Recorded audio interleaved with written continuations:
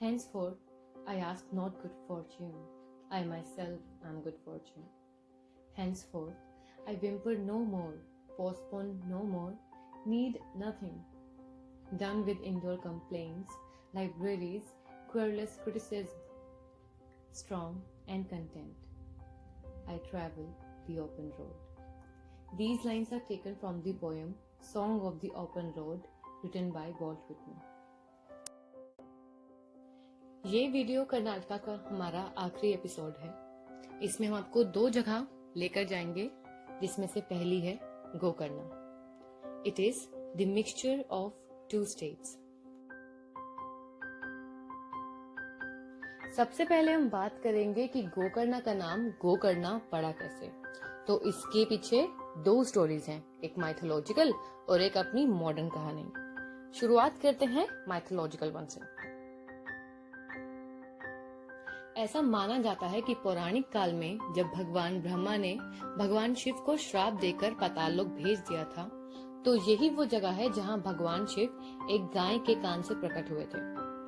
कहते हैं उस गाय का नाम पृथ्वी था, यानी कि मदर अर्थ, और यही रीजन है कि इस जगह का नाम एक गाय के कान पे पड़ गया। दूसरा जो मॉडर्न रीजन है वो बहुत ही कॉमन है बच्चों के नाम रखने में। जैसे 2 नाम के अक्षरों को जोड़कर नाम बना जाता है बच्चे का, वैसे ही इस जगह का नाम पड़ा है गोवा और कर्नाटका के नाम से, जिसमें से गोवा आया गोवा से और कर्णा आया कर्नाटका से, और यही वो 2 स्टेट्स हैं जिनके बॉर्डर से ये जगह टच होती है। Now you might be thinking why this place became so popular. Well, इसके भी 2 ही रीजन है, एक माइथोलॉजिकल और एक अपना मॉडर्न।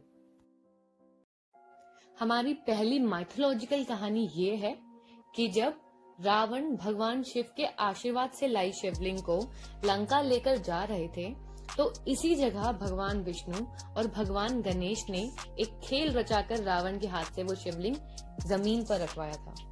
ऐसा माना जाता है कि उस शिवलिंग में भगवान शिव खुद विराजित थे, यानी कि मौजूद थे, और इसी रीजन से ये जगह इतनी फेमस हो गई। Other than the mythological significance, Gokarna is a place to bring your bohemian style out. तो ये है हमारी मॉडर्न कहानी।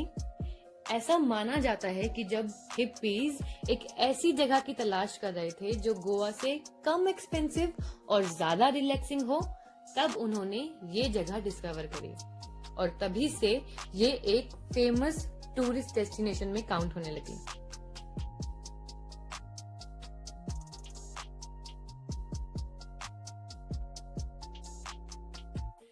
Isn't it fascinating कि एक ही जगह की डिफरेंट कहानियां हैं और वो डिफरेंट कहानियां इतनी कॉन्ट्राडिक्टिंग है।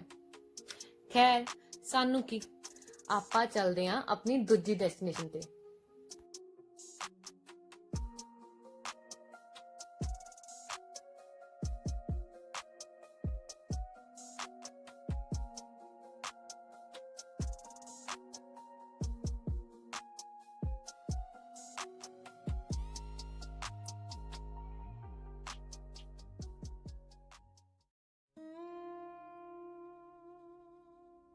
तो अब हम जहां जा रहे हैं वो इंडिया का 2nd हाईएस्ट प्लंज वाटरफॉल है, और उसका नाम है जोग false.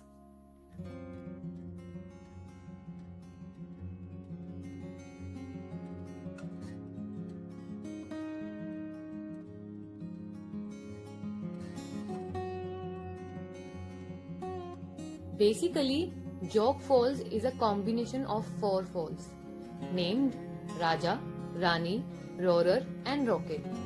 When these 4 falls are in their complete flow, then they together make it the Jog Falls.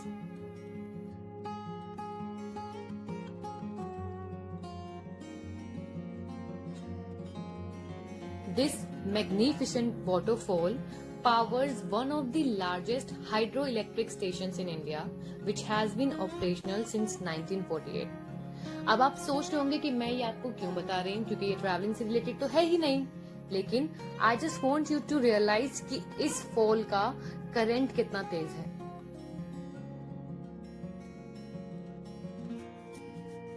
और हाँ, एक बहुत जरूरी बात, आपको इस फॉल के बॉटम पे पहुंचने के लिए 1400 सीढ़ियां उतरनी और चढ़नी पड़ेंगी। माना कि ये बहुत सारी हैं, but I guess it's worth it. You must see it from the bottom. And well, that's all for now.